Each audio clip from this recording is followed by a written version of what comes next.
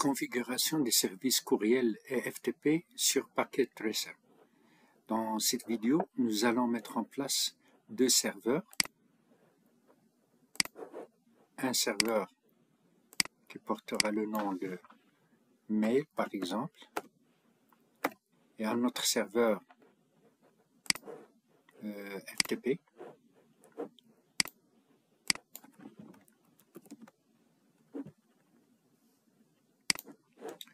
On va les brancher sur le réseau 10.0.0.0/8.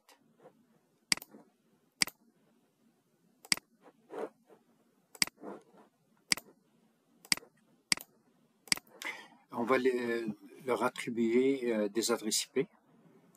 Par exemple, pour le serveur mail, on va prendre 10.0.0.150. Pour son serveur DNS, c'est 192.168.1.200. C'est ce serveur-là. On va voir ici.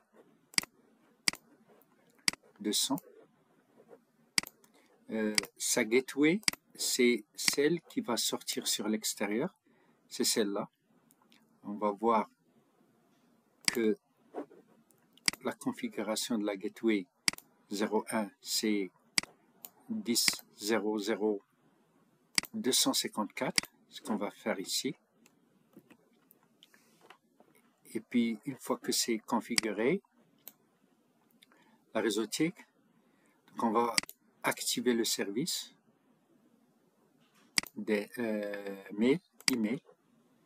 On va le mettre sur on. C'est un service qui utilise le protocole SMTP pour l'envoi du courriel et POP3 pour la réception du courriel. Donc on va mettre par exemple le domaine name, c'est abc.com. On va bien sûr mettre ici deux utilisateurs, Alice qui a 1, 2, 3, 4 et Bob, la même chose ici, 1, 2, 3, 4. On l'ajoute. Maintenant, pour savoir est-ce que le serveur est en marche ou non, donc je vais mettre ici en place configurer sur un serveur ici, sur un client configure mail. On va mettre ici par exemple Bob. Si vous ne l'avez pas, vous allez l'écrire ici bobabc.com, et le serveur incoming mail server, c'est-à-dire c'est celui-là qu'on a pris ici, c'est le point 150. On va revenir ici, on va mettre ici 150 et ici 10.0.0.150. Ici on va mettre le mot de passe qu'on vient de configurer. Dans un autre PC, que ce soit sur ce réseau ou sur n'importe quel réseau, donc on va mettre en place par exemple un autre utilisateur Alice par exemple, alice@abc.com,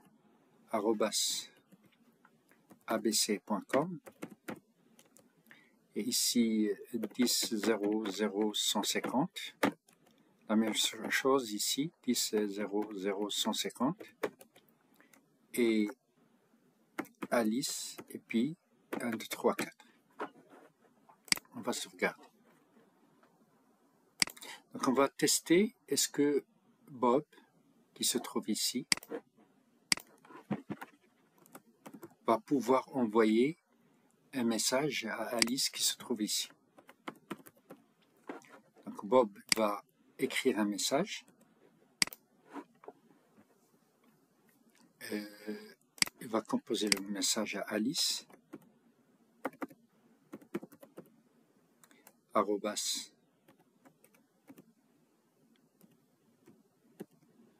@abc.com.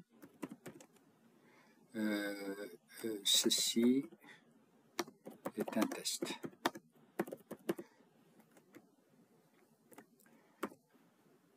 Bonjour, etc. Ceci est un test.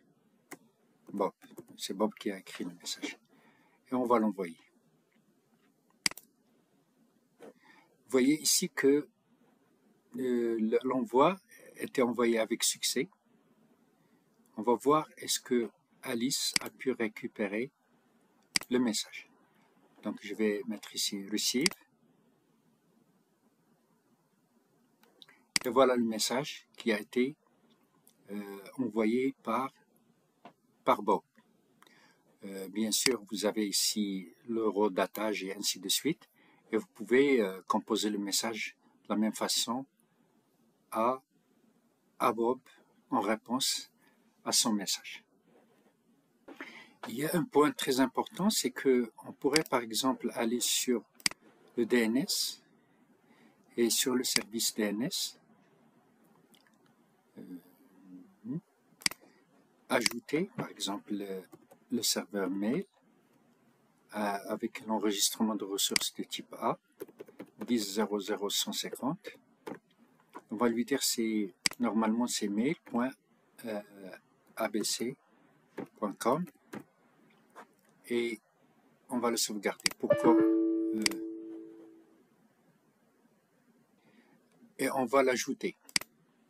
Voilà, vous avez maintenant le serveur mail. Pourquoi on fait ça? Parce que peut-être que au lieu, par exemple, de configurer le courriel ici avec l'adresse IP, on pourrait mettre ici directement mail.abc.com et comme ça, si on compte changer l'adresse IP de celui-là, il va suivre son Fully Qualified Domain Name et ça va être opérationnel.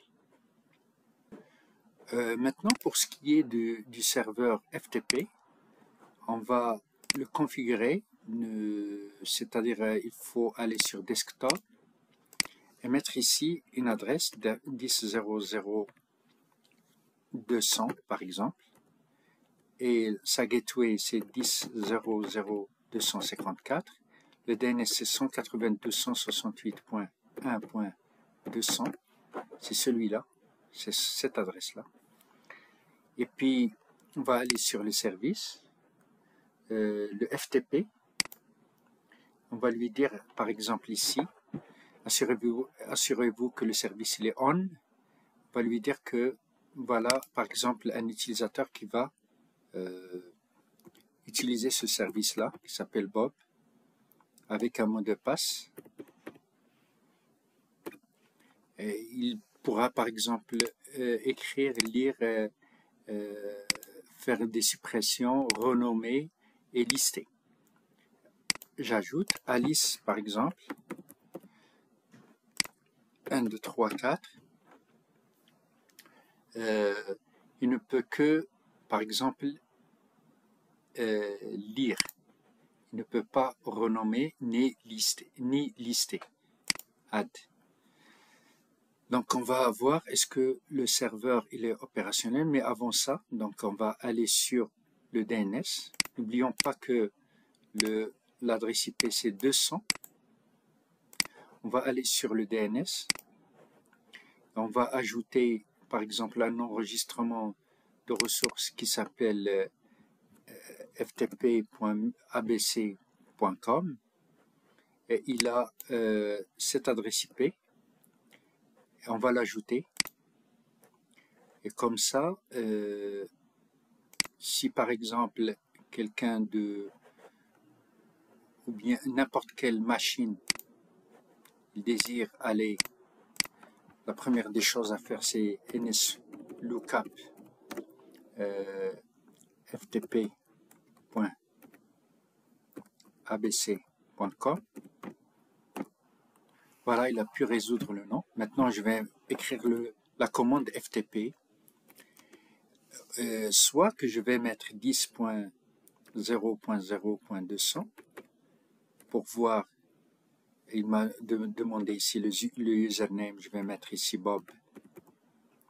Et puis, le mot de passe 1, 2, 3, 4. Je vais lister avec un dir. Je peux renommer par exemple rename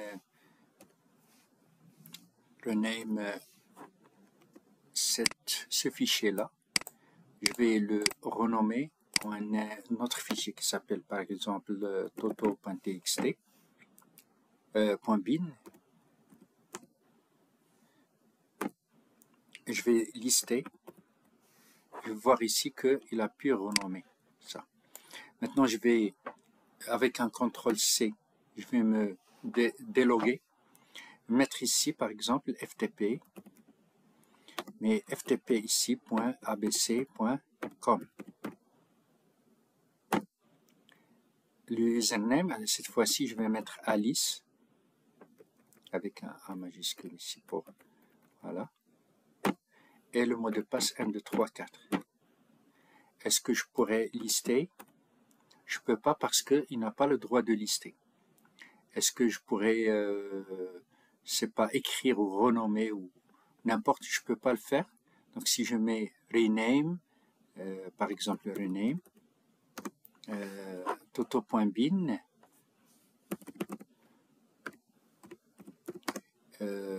titi.bin, pour voir est-ce que je peux renommer le fichier. Il m'a dit non, parce que Alice n'a pas ce droit de renommer les fichiers. Donc, c'est tout ce qu'il y a pour cette vidéo et rendez-vous à la prochaine vidéo.